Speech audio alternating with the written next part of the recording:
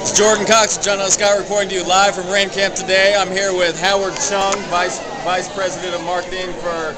Former Vice President of John L. Scott. I'm sorry, former Vice President of Marketing with John L. Scott. Right. How you doing today, Howard? I'm great. What do you think of Rain Camp so far? Well, it's excellent. You know, the thing that I was sharing in my little flip here was the fact that there's about 400 people here maybe today, and what about the other 4,000, that are out there right now, where they want to get into the space, but in 5 years, are they going to be still relevant? Are they going to be in the system?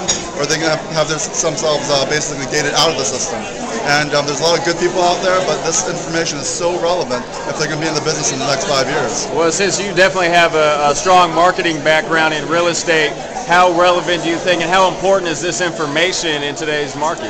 Well, it's kind of like the person who basically is using the traditional landline phone versus somebody who's got an iPhone, right? I mean, in essence, the buyers and sellers are the ones who are going to be using the people with iPhone type of technology.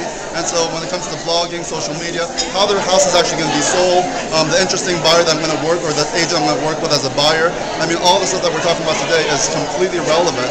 And so it's critical. I mean, it's going to be all the difference for somebody who wants to succeed or even be in the business over the next few years. So do you think that people here have a leg up on everybody else in today's? Well, to a degree. They're aware more so now. So they've got information. The question is, what are you going to do with it? That's always the next step, right? So if you're basically going to take this information like any clock hour class or what have you, and then they basically take off and say, all right, now I'm aware, but then they don't do anything about it, why did you even come? There was no purpose. You're exactly the same situation as the person who didn't come to the event. So I actually think it's a little bit more shameful for you if you don't do anything about it after you've actually gotten the information.